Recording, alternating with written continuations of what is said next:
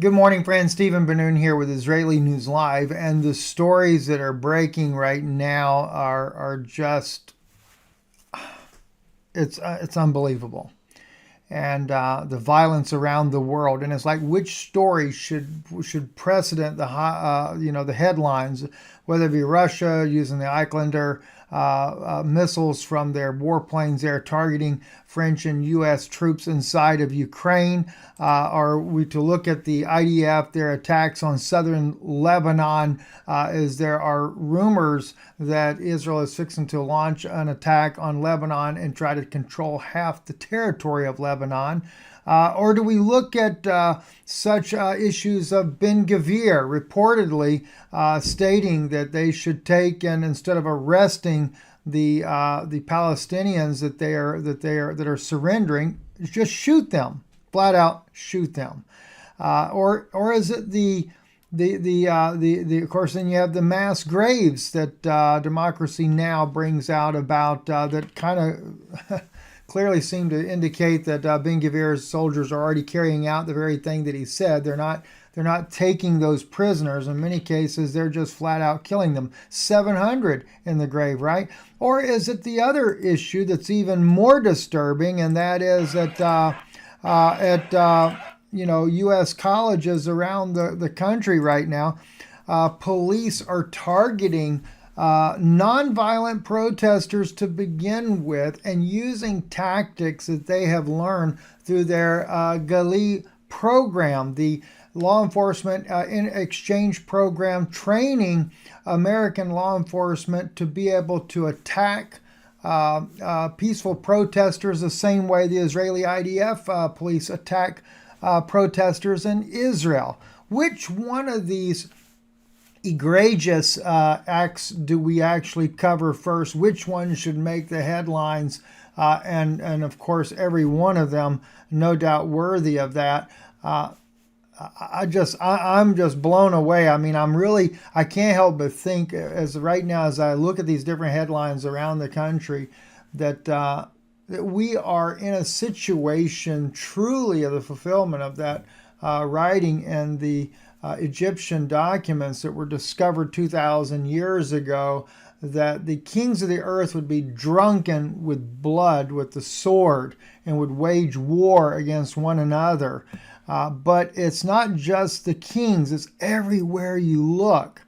Now, of course, we know that the French had sent in troops inside of Ukraine. It's been going on for a long time. I mean, U.S., everybody, all the NATO allies are sending mercenaries in. They're using what would you call it? Soldiers that are contract soldiers to fight in the battle for Ukraine, but even that's becoming hard to find. So now they're just having to send their own troops in there. So we have here where Russia actually launched strikes against, according to the first Russian, TSARGRAD.TV, reported there are more untouchables. The work of the Russian armed forces has begun on new targets in Ukraine.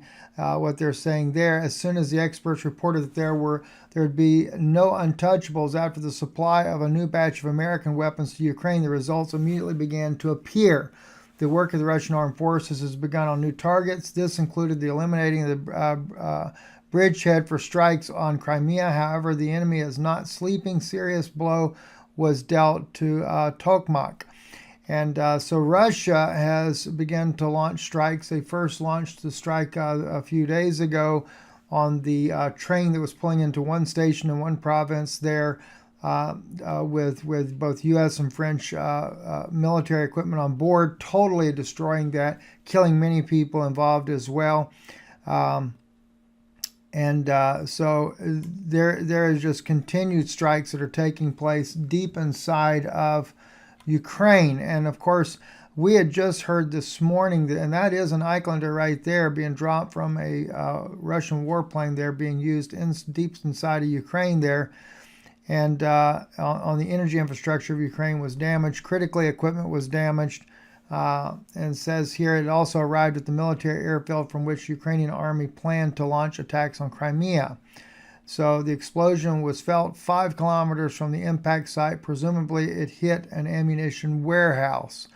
So there is just the uptick of fighting in Ukraine is definitely starting to take a whole new look.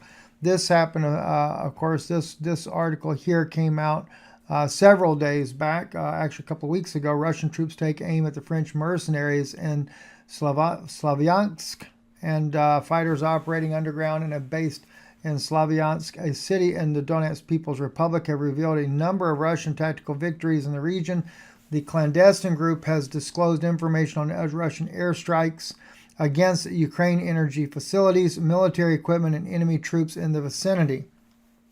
They said that they have hit the deployment of point of French mercenaries in Ukraine-controlled Slavyansky. Sergei Lebedev, the coordinator of the Nikolaev underground, told RIA Novosti, citing his colleagues. According to the reports from our fellow soldiers, the strike hit an outpost harboring Ukrainian gunners and most likely French nationals who brought the Caesar self-propelled howitzers to help the supporters of the World War II era Nazi collaborator Stepan Bandera, he pointed out there. Sputnik noted here the Russian armed forces have hit the location of the French mercenaries in Ukraine-controlled city of Slavansky. Coordinator in Nikolaev underground Sergei Lebedev has told Sputnik. So you got those issues there, and then I'm hearing that the IDF attacked southern Lebanon. And of course, a lot of these articles we found through the Russian language said on the night of May the 1st, the Israeli Air Force, which was last night, by the way, attacked targets of the terrorist organization Hezbollah in 5 areas of southern Lebanon, as Caliber.az reports with reference to the IDF press service. Strikes were carried out on targets in the areas of Al-Khaim, Kafar Kali, Blida, Al-Adisa, and Misa al-Jabal. The targets of the attacks were terrorist infrastructure facilities and observation posts there. This is part of the Israeli video footage showing their strikes there as they monitored the strikes that they were making and the different places in southern Lebanon. And also, too, I've been getting some information out of Israel regarding Gaza, and because we're watching for that attack on Rafah. And some of those that I know over there have been saying that they allegedly, that is, they have video footage of the Egyptians with underground tunnels coming into Gaza, into Egypt to Israel. They claim that Egypt has been arming Hamas. All this, of course, being alleged to begin with, but it's sad to see, though, just how evil and how much they're willing to attack these Palestinian people. And of course, it was even stated that if they had to kill every Palestinian in order to save one hostage, they would do it. I understand wanting to get your hostages home. You want to get your Israeli citizens back home as safely as possible. But killing innocent people is no way to do that. It's just not. It doesn't matter. There is no excuse for that. I understand collateral damage if you're trying to fight the enemy and you get some collateral damage, but trying to minimize that as much as possible is so important, because all you're doing by taking and going in there and just slaughtering people is you're creating more problems for your future. And truly, the God of Israel is definitely not for what's happening. There might be the demonic God that's for that, because after all, Jesus did say about the Pharisees, he said, "You're of your father the devil," and he indicted them for all the bloodshed on the earth, from the bloodshed of righteous Abel all the way down to that modern time of that error. So I can only imagine what he would think about today if he were standing here today. All right, moving on as well.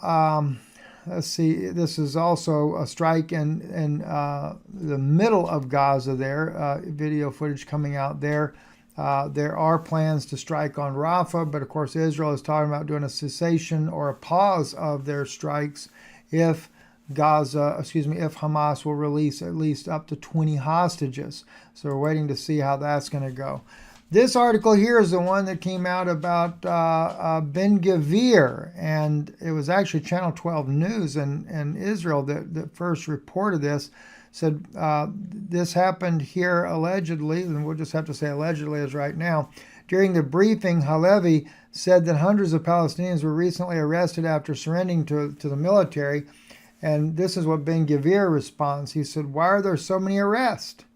Ben Gvir allegedly asked, "Can't you kill some? Do you want to tell me they all surrender? And what are we to do with so many arrested? It's dangerous for the soldiers." Halevi was perplexed at the question, according to the Times of Israel, responding, "Dangerous for who?" Very good point. Dangerous for who?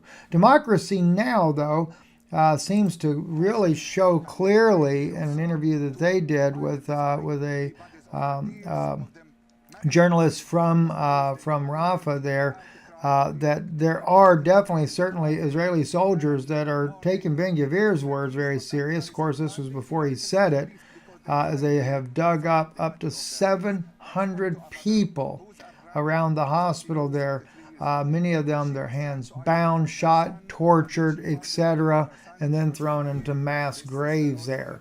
Like I said, up to 700 people have now been removed from there. We'll listen in just for a moment to what he says here. We find a burial as the best fitting homage for the people who are dead. People are continuously digging out the bodies. People are continuously, and this is very ironic, they're trying to save the dead.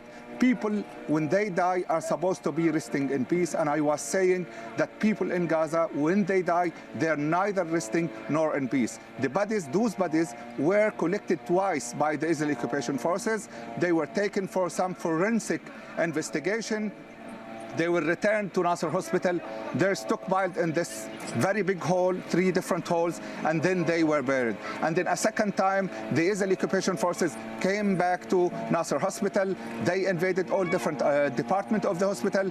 They targeted the specialized surgery department, the reception and emergency, and they once again unearthed those hundreds of bodies and took them once again. And then they returned them to this mass grave or mass grave. So the suffering, even for the dead people in Gaza, is still continuous. And it's just so sad what's happening there. And, to make matters worse, we turn here to the United States. This particular image here, and I think this is at a university in the state of Florida, because it could be Georgia as well. Now, I'm not sure which university this is, but I want you to take a look at this here, this video footage. This is a pro-Gaza, stop the violence in Gaza peaceful protest that the police turn into violence. Now, this guy here in the orange jacket is only filming. That's all he's doing. He's just filming what the police are doing. But that guy there points him out to be arrested. He's not violent. They don't want you seeing what he's filming. And now they are going to brutally take this man down. All he's trying to do is keep them from getting his phone. But they're going to brutally take this man down. And he doesn't look like a young guy either, by the way. But now, when you look at the brutality of this, and eventually, let me just kind of fast forward it. There he is there. He's being dragged off to the police van. Their brutality comes from the Guerras program, where law enforcement in this country are being trained by IDF law enforcement in Israel to learn their tactics for dealing with the way they deal with Palestinians. And now those tactics are being applied here in America. And by the way, we just showed yesterday in our news footage there, the University of Florida in Tampa using rubber bullets and shooting the protesters. Rubber bullets are not so soft, by the way, and they can be fatal as well. Listen here, though. This is law enforcement in Georgia, and they're the ones that kind of helped get this started there. The Chief George Turner and what he says about the Guerras program. Good evening. I'm George Turner, Chief of the Atlanta Police Department. I'm honored to bring greetings to the Israeli Police Commissioner Danino upon his retirement after more than 3 decades of military and police service, with the last 4 years as commissioner. I visited Israel in 2008 with the Georgia International Law Enforcement Exchange and was impressed with several practices I saw during my visit, so much so that I implemented several here in Atlanta. Our Video Integration Center in downtown Atlanta, with more than 5,000 public and private sector cameras, is modeled after the Command and Control Center I saw in the old city of Jerusalem. By the way, that's what video the picture center is on his has desk there served in us the middle very of well his shoulder. in having eyes in many parts of our city. The Atlanta Police Leadership Institute was modeled after the Israeli Police Leadership Development Center. We have an active exchange program with Israeli police to help train and prepare the future cadre of the police leaders. 2 of our 5 majors who went to Israel last year have already been promoted to deputy chiefs. It is important to know that Commissioner Danino has Now, if you'll notice, those that are trained in Israel move up in the ranks. Just like Israel controls the politics in this country, they control the police as well.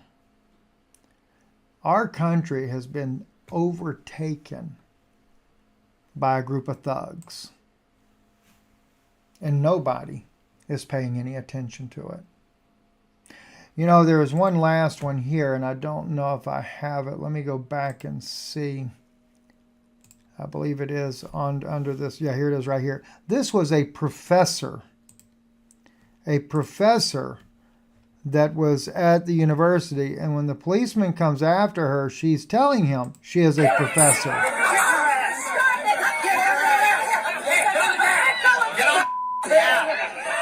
But just because she's there, she gets taken down and arrested.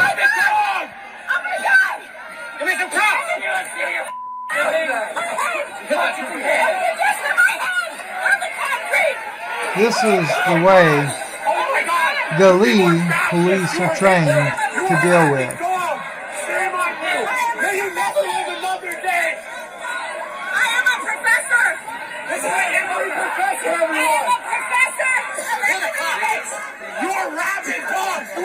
And by the way, she's not the only one that they've done. I don't have any of the others up as of right now, but there have been multiple professors arrested, violence done against them as a result of this brutality that is being done by police departments around the country. And you'll probably notice practically everyone, including the NYPD, all have been trained by Israeli Gali program using the tactics that they have learned in Israel. Same thing with Florida, same thing with Georgia. All these chief places there where this is happening at are all trained by, I hate to say it, but just have to call it what it is, Israeli terrorists. I'm Stephen Ben-Nun. You're watching Israeli News Live, where one place you'll hear the truth.